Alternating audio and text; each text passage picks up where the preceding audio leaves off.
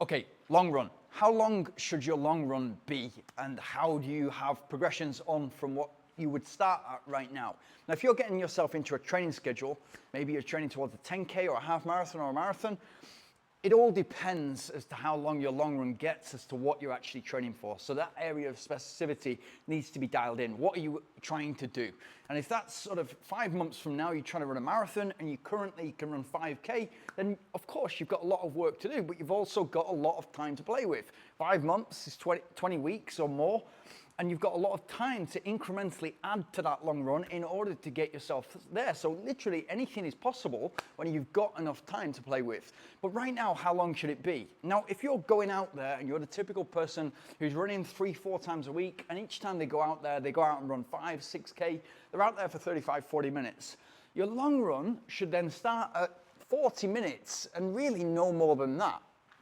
The reason I say that is because it's already your kind of easy run, your recovery run, and now with a long run, it kind of at 40 or 45 minutes, remember that's more than 10%, just adding that 5 minutes is more than 10% more than what you're currently running, but that's then together, that's building your endurance, the long run, together with your interval sessions, which will start to build your speed and speed endurance. You've already got a lot of structure going on that previously was just you going out, grabbing the shoes and just going out for 5K, 6K, not really monitoring pace. So it's already a big start to add that structure in. And as with anything I talk about on this channel, unfortunately, it's the unsexy stuff that gets you to where you want to be. It's the consistency and it's the discipline. And once that compounds over time, you start maybe adding 5 minutes onto that 45-minute long run. It's 50 minutes, it's 55 minutes, it's all of a sudden an hour within 3-4 weeks. Then you're starting to play with something because maybe the race you're aiming towards is a half marathon and you plan to be out there an hour and 40 or an hour and 50 minutes or maybe 2 hours. So once you're already within 3-4 weeks, going from 5, 6K in 40 minutes to an hour long run, that's a big leap. And so after 3-4 weeks, you should dial it back. So my typical long runs will look like, okay, I'll do 30K, 32K, 35K, and then on that 4th week, bring it back to maybe 25K. And what that does, along with a reduced interval session volume, what I mean is the total kind of amount of hard kilometers that I run on that interval session, is when I dial that back, it freshens up my body. So it's literally, you've got your training schedule, which for me is usually 10 weeks dedicated training sessions, 10 long runs, 10 interval sessions, and then 2 weeks of taper. Then I'm race fit. And before that, I've kind of got myself in a decent enough shape to start the training program. Every 4th week, I'm freshening up my legs, so my legs are ready for that next kind of stage. And then from that 32 and 35K, I maybe jump to 38 and 40K. So it will be something like that. But my body can take that impact and then go again. And that's the important part. It's the consistency over the weeks, but it's realizing that you just cannot keep on progressing like that.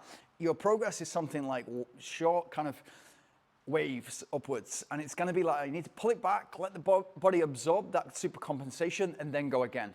So it's really important. So if you're starting and you've been running sort of 5K every other day for the last few weeks or the last few months, now you want to put some structure in place, your long run will start at pretty much what you can run already, but it might be dedicated. So it might be kind of like focused on hitting a certain pace.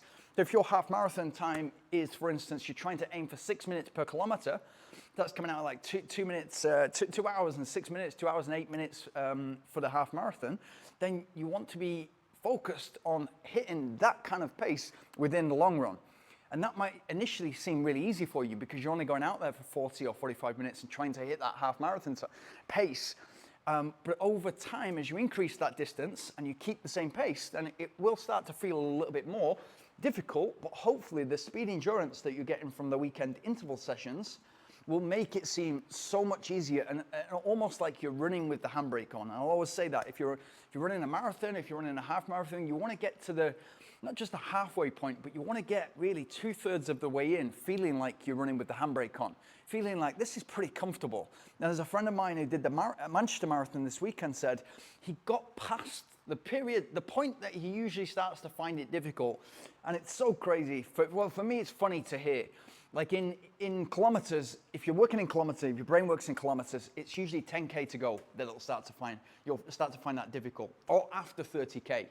If you're dealing in miles, it's usually the 6 miles to go or after 20 miles. It's those round figures that will get you. And maybe that makes sense to some people and not others, but what I mean is kind of, we worked around numbers. So once it gets to 30K, all of a sudden that's a mental barrier. And for my friend, it was 32K, 10K to go. He thought, oh, still got my entire easy run to go, and my legs are like jelly. Yesterday, he felt that he had energy to push, and that comes from experience, but it also comes from getting your nutrition right, which again, it's kind of experience. It's knowing that nutrition isn't just something that you start on race day. Nutrition is something that you train with, you train your stomach with, and you train your body, your metabolism to get that carbohydrate and get it and use it as oxygen into the muscles so that you can move forward. So you've got mental clarity at 32K, 35K, 38K. In order to push, look at the watch, be able to do simple maths, and then push towards your ideal race target time, which is what he did, 2:56. And that's mental because not so long ago, he was running 3:20, 3:30 for the marathon, and that was a really hard slog, and it'd usually look great pace, great pace, great pace, the wheels have fallen off. You know, and so now he's even self-critical of himself now as he's looking back, thinking, oh, I could have pushed it more in the last 3 or 4 kilometers.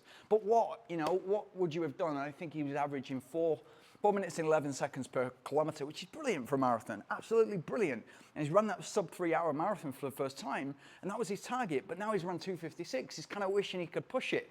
We're all hardwired like that, or a lot of us are hardwired, and I've kind of beat myself up for going out too slow in a marathon, going out too slow in an ultra marathon, and thinking I could have got a way quicker time in the end. When in actual fact, when you look back on the bigger picture stuff, you've got to embrace and you've got to kind of like enjoy those moments when everything has gone to plan and what you set out to do, you've done. And not only just on the race day, but the 3 months or 5 months or 6 months before. And as well, he says, you know, he's had a hard winter. He's had to get up really early before work. It's dark mornings, it's dark nights, it's dark runs all the time. And then all of a sudden it gets to April, you've got Manchester Marathon, London Marathon soon, and all of a sudden you kind of go out there and you hit your target and you're dissatisfied because you feel like on the day you could have gone better. So much could have gone wrong for him, yeah? And so much can go wrong in your long runs. And your long runs, another aspect of the long run is to mentally prepare you to go the time and the distance. So if you're out there, if you get used to being, if you're running a marathon, you get used to being out there for an hour and a half, 2 hours, 2.5 hours. Race day doesn't seem that difficult, and especially it doesn't seem that difficult because you're surrounded by like-minded nutters like you who want to get out of bed super early on a Sunday morning to run around Old Trafford and Stretford and all those areas in Manchester. There's something really beautiful about that. Most of the people there have done it through choice, and especially kind of after, I won't get too political, but after what we've seen going on in the world this weekend and for the last 2 years, there's something really special about that. And we should, like we did in COVID, we should remember that we've got to embrace these times because not everybody gets to experience it. So yeah, in terms of long run, start where you're at the moment and keep it focused. So keep it focused on the pace that you're trying to achieve. You should be doing those in zone 2, which means you can comfortably have a conversation with whoever else you're doing the long run with. Focus on just incrementally increasing that distance every 3 weeks, then bring it back. So if you're starting with 10K, then 11K, then maybe 12K and 13K, and then bring it back on that 4th week. And then bring it back to 10K where you started. Then go again, 14K, 15K.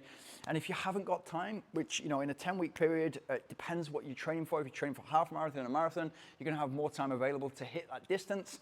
But if you're moving up in 2 kilometers, move up at 2 kilometers if you're starting a little bit later. So if you're starting with 20K long run, it's easy to increase by 10%. A lot of people like to play around with 5%, which I get, it's understandable. You know, if you've got more time available, you can be more risk adverse because you've got that time as a luxury, but just go for it. And just remember, if you bring it back and you kind of freshen up the legs every 4th week, you're going to be able to move forward stronger.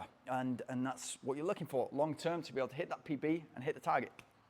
Good luck. And if you have any questions, let me know in the comments below.